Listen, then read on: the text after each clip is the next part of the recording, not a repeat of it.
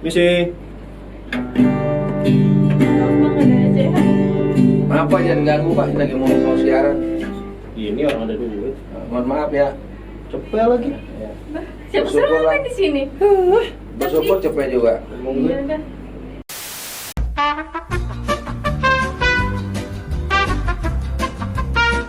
Action! Halo semua, balik lagi sama gue Claudia. Di sini gue kedatangan tamu nih, tamu spesial yang bakal gue tanya-tanya. Kan di episode tanya jawab, episode 5 nih, kita kedatangan. Waduh, ini sebenarnya bukan kedatangan nih. Dibalik saya diundang untuk datang kemari ya. Katanya mau ditanya-tanya, nggak tahu tanya tentang apa. Kebetulan nama saya Sugono ya. Jabatan di sini sebagai Ketua Umum Badan Anti Narkoba Nusantara. Ya. Jadi Mbak Claudia ini mau tanya tentang narkoba, mudah-mudahan saya bisa menjawab dengan baik dan dapat memberikan pencerahan kepada masyarakat yang akan nonton video ini. Video ini mudah-mudahan bermanfaat untuk masyarakat semua. Silakan, apa yang mau ditanya? Pertanyaan yang pertama, jadi jenis-jenis narkoba kan terbagi menjadi 3 golongan. Golongan 1, golongan 2, golongan 3. Boleh nggak sih Pak dijelasin kenapa bisa digolongkan menjadi golongan 1, golongan 2, golongan 3, dan perbedaan jenisnya apa, reaksinya seperti apa, atau efek sampingnya gimana tuh Pak? Kan banyak yang belum tahu. Terus saya. Gitu ya. Iya. Jadi yang dimaksud dengan golongan 1 ya, jenis narkoba itu karena adiktifnya sangat tinggi, sangat kuat ya, sehingga yang golongan 1 ini hanya boleh digunakan untuk penelitian ilmu pengetahuan, tidak boleh digunakan selain itu. Kenapa? Tadi adiktifnya cukup kuat ya, juga bahayanya juga cukup kuat, maka tidak boleh digunakan untuk apapun. Satu contoh, ganja. Walaupun ganja ada polemik akan legalisasi, tapi faktanya ganja ini masuk golongan 1 yang sangat kuat adiktifnya dan sangat berbahaya untuk kesehatan. Itu salah satu contoh yang sekarang masih pro dan kontra tentang manfaat ganja untuk berbagai macam hal. Tapi dibandingkan itu semua, justru dibalik itu kekuatan adiktif ganja sangat-sangat kuat. Itu yang cerita golongan 1 ya. Jadi penyebabnya kenapa golongan 1 dan golongan 2, golongan 3 berbeda. Yang sangat membedakan adalah di kekuatan adiktifnya. Dan bahayanya juga sangat luar biasa. Nah, golongan 2 ini lebih rendah sedikit daripada golongan 1 adiktifnya. Cuman ini masih bisa digunakan untuk terapi, untuk pengobatan ya.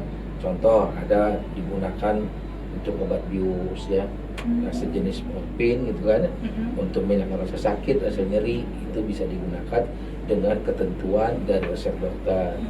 Orang operasi itu menggunakan obat bius, berarti menggunakan jenis narkoba tertentu untuk dibius, menghilangkan kesadaran dan menghilangkan nyeri.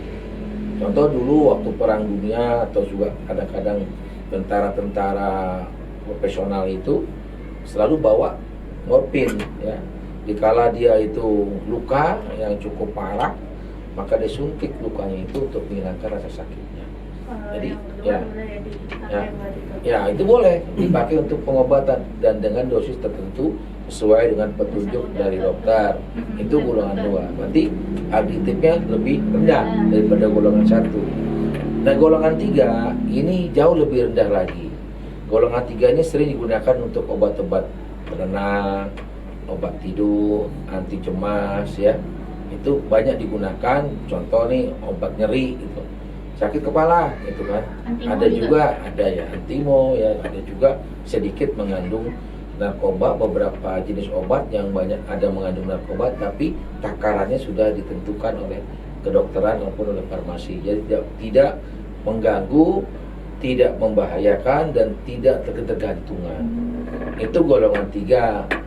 Kalau misalnya kita pakainya kebanyakan itu overdosis kan Ya. ada itunya. Betul. Jadi apapun yang dipakai berlebihan pasti sangat berbahaya, apalagi narkoba. Ada lagi golongan 4. Golongan 4 itu jauh lebih tidak dilarang, malah golongan 4. Oh, ada Walaupun golongan. pemakaiannya bebas. Contoh, rokok, alkohol, ya itu termasuk golongan 4 narkoba.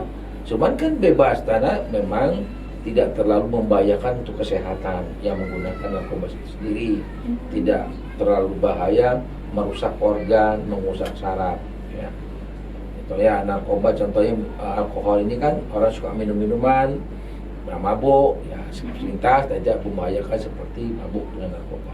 Begitu juga orang merokok. Tapi rokok itu juga pintu masuk untuk mudahnya orang menggunakan narkoba. Kalau orang sudah merokok, gampang juga menggunakan sejenis ganja. Karena penggunaan ganja sama dengan menggunakan rokok, cara kerja dan memakainya. Oke, itu pertanyaan 1 clear dong. Ya, berarti ada 4 golongan ya guys, bukan Ya. 3. Yang kita tahu kan cuma 3.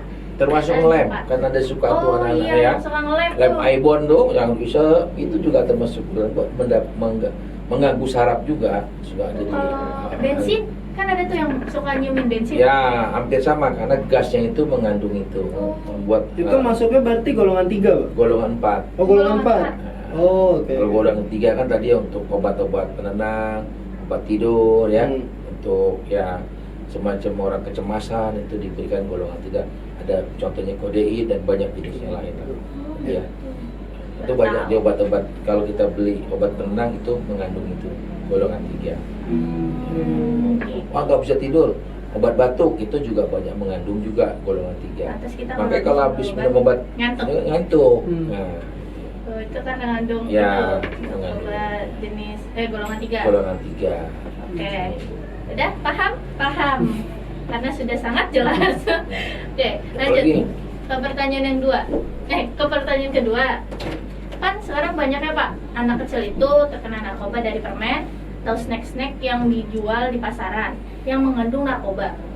Nah, itu bagaimana cara penanganannya atau cara pencegahannya Pak? Biar anak-anak tuh nggak beli ngasal gitu kan ibaratnya.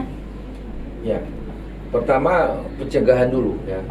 Bagaimana mencegah anak-anak ini terpapar dengan tidak sengaja?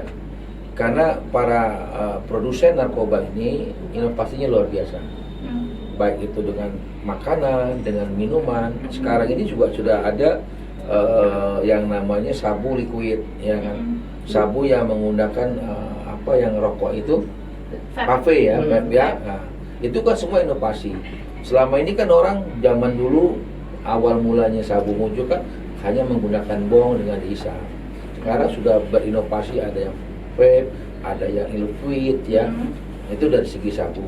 Belum dari segi jenis lain, ada yang namanya jenis MPS ya. MPS ini sudah ada di Indonesia hampir sekitar 200 jenis ya. Tapi yang baru terdeteksi itu sekitar 70-an.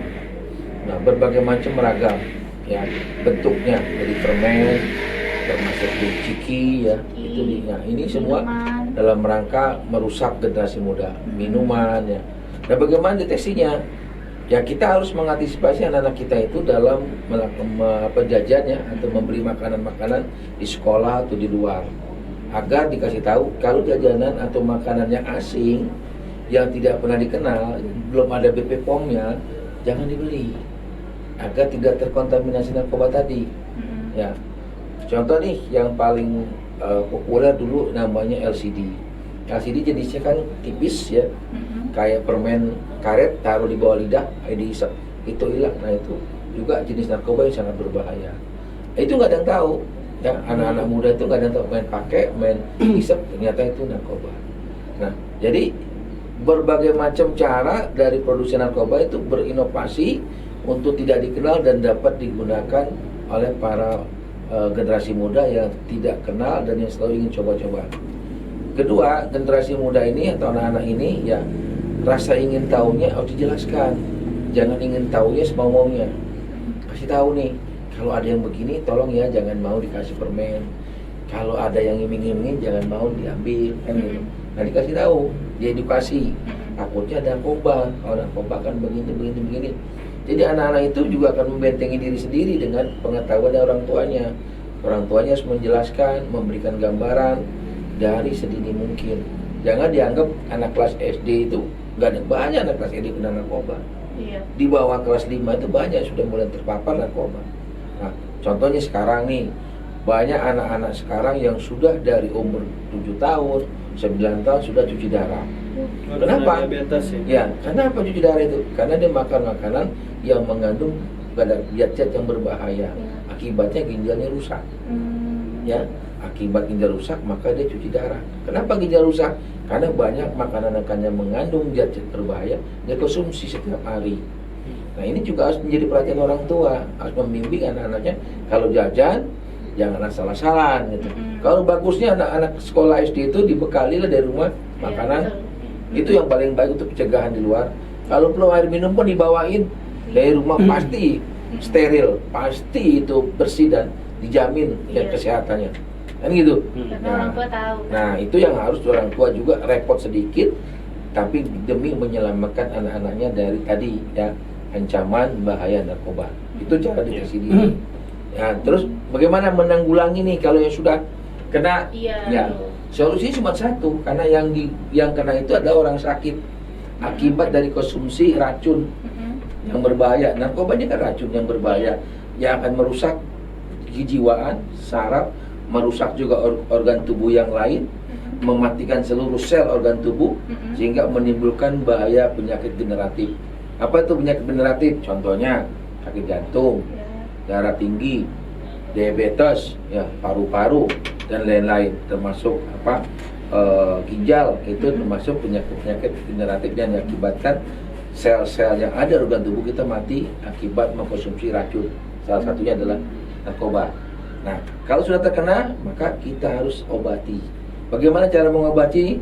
Harus direhabilitasi melalui rehabilitasi yang ditunjuk oleh pemerintah atau milik pemerintah atau yang bekerja sama dengan pemerintah, swasta atau rumah sakit yang ada di lingkungan tempat tinggalnya. Nah, kalau di pemerintah prosesnya nggak berbayar, gratis direhabilitasi. Dan saya minta jangan takut, rehabilitasi ini dirawat orang sakit, bukan di penjara. Dimanusiakan, ya, dimanusiakan, dikasih makan, dikasih tidur enak, dirawatlah ya orang sakit.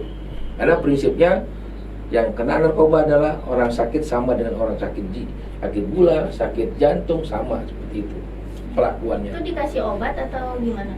Ya, ada beberapa metode yang dilakukan oleh rumah-rumah rehab. Ada rumah rehab yang profesional seperti di Lido, di SKO, itu menggunakan teknik dengan obat-obat kimia, dengan obat-obat yang mengurangi dosis, menekan dosis sampai rendah, sampai 0 dosis. Ya.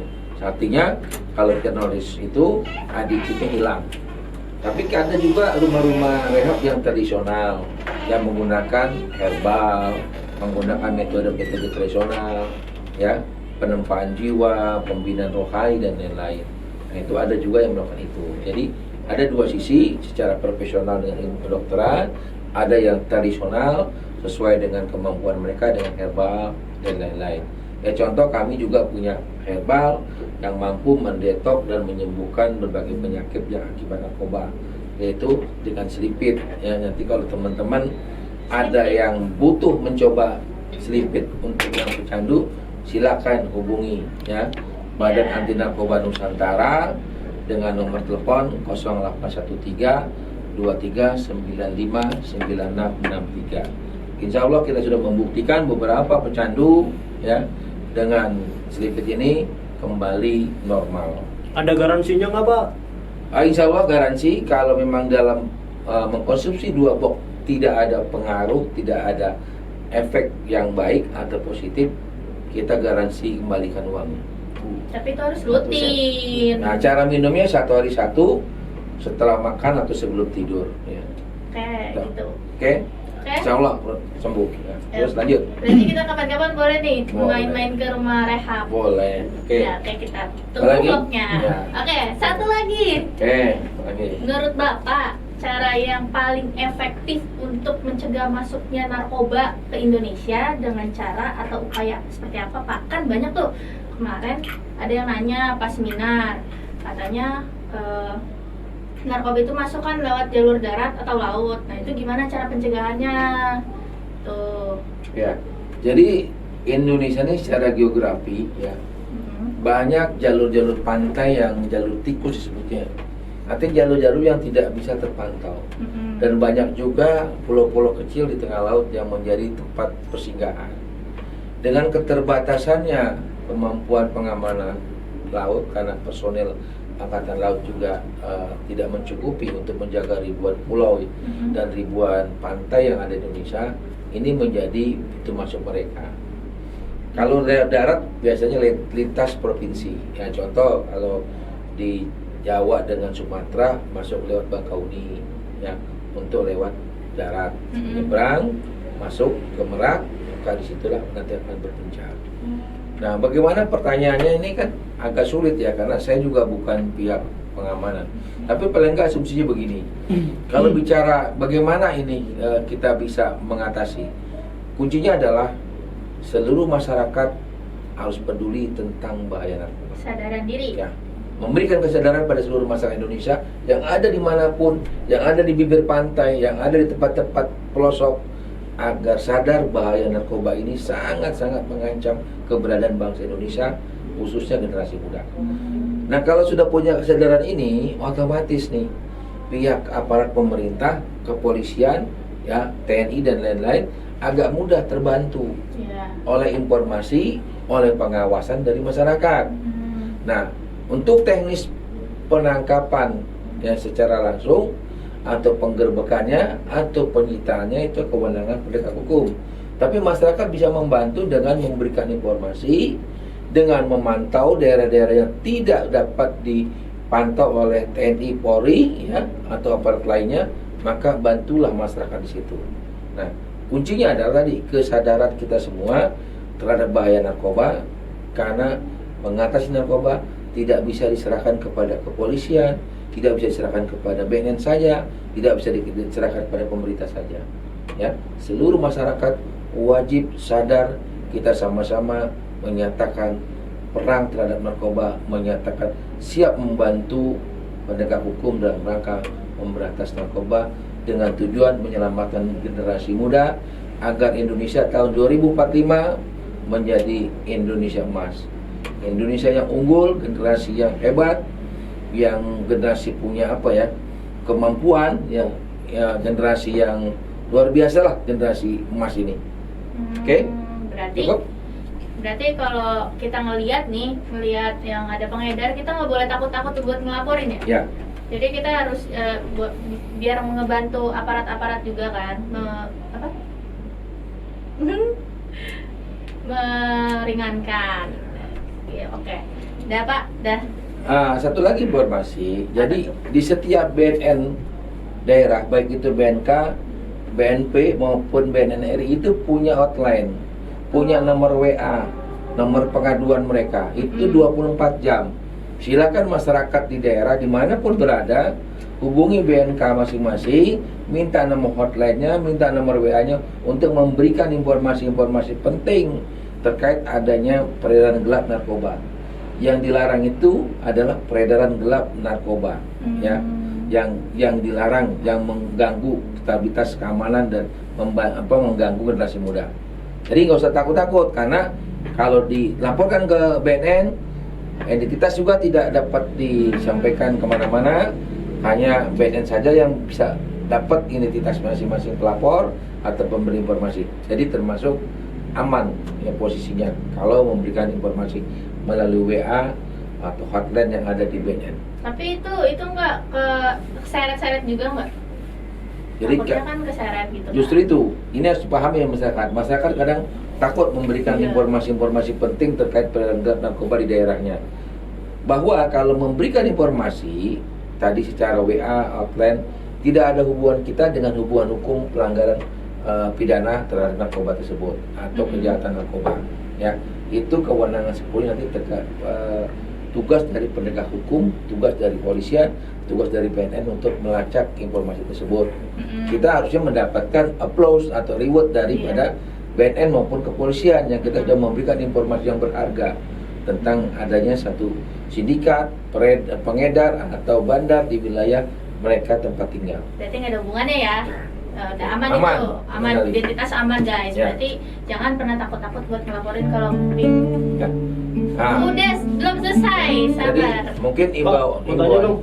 Apa tuh? Kan tadi Bapak ngomongin hotline. Jangan-jangan ini juga Anda tambang-tambangnya juga pengguna narkoba ini. Saya mau nanya, Bapak kan tadi ngomongin hotline. Hmm. Kan itu kan BNN tuh. Tadi Bang Bapak bilang. Kalau BNN ada nggak sih? Kita juga ada nomor Ada dong. hotline kita kalau ada yang mau dibantu tentang rehabilitasi, dibantu untuk pendampingan hukum ya, itu silakan nanti Mbak Claudia yang memberikan, atau di bawah itu disebutkan nomor ya, nomor hotline BNN DPP di Jakarta Di ya. bawah ini. Coba. Nah, kita butuh pendampingan rehab, butuh pendampingan hukum, silakan hubungi kami. Insya Allah kami tidak membicarakan tentang biaya, tapi bicarakan pekerjaannya. Oke. Oke. Terus Nggak satu ada. lagi, mungkin saya menghimbau kepada seluruh masyarakat yang ada di Indonesia, ayo sama-sama kita memberantas narkoba, bekerja sama membantu penegak hukum, baik itu kepolisian, BNN RI, ya, baik itu kejaksaan, ya. Berikan informasi kepada mereka semua kalau kita menemukan, mengetahui adanya peredaran gelap di wilayah kita. Yang kedua, ayo kita setiap hari sampaikan pesan kepada masyarakat tentang bahaya narkoba. Jangan bosan-bosan. Kita lakukan pencegahan, memberikan edukasi kepada masyarakat tentang bahaya narkoba agar semuanya paham narkoba itu sangat berbahaya buat hidup kita. Mungkin itu saja kurang lebih Ya. dari saya. Terima kasih. Mudah-mudahan video ini bermanfaat buat bangsa Indonesia, buat rakyat Indonesia, dan khususnya generasi muda. Oke. Makasih ya Pak, makasih banyak buat Bapak karena sudah menyempatkan waktu Bapak untuk saya tanya-tanya. Oke. Sekian dari kami. Kurang lebihnya mohon maaf. Jangan lupa like, comment, and subscribe. Dadah, see you. Dadah, see you. Oke, Oke. Nah, itu. Terima kasih Pak. hitung durasinya berapa, bayarnya berapa. Loh, yang jelas dong. Bayarannya selimpit lah. Nah, hitungannya jelas nih, gitu. Lah itu udah ada selimpit tuh. Ini Pak. TV tuh. Apa? Apaan ini? Bayarannya gedean. Bayarannya gini. Oke. Ya, oke Pak. Ya. Terima kasih. Nanti edit dulu, ada yang kurang. Edit dulu dong. Kayaknya sih nggak ada yang bahaya. Nah, aman. Enggak, emang sama Rido. Mau Febri. Mau Febri baru tuh. Kayak Gimana? Orang saya cuma ngangguk doang. Ngomong apa sih? rasanya kan susahnya gimana jadi begini. Ya udah lo nyuruh gantian kan, ya udah. Ya nggak apa-apa, gue pengen lu nyuruh nyobain aja. Jadi beginian nggak gampang, bro. Ya udah. Silit. Kan katanya saya disuruh belajar sama Pak. Nah, ya udah saya belajar tuh. Ya kan Pak? Pas. Gila, gue gimmicknya kacau banget, kagak ngomong. Oh, orang belum selesai ngomong dipotong. Bodoh.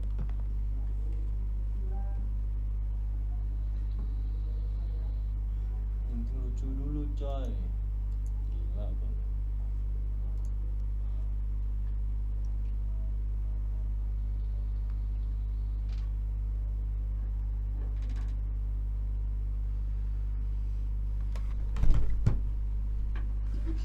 Adi tuh udah balik.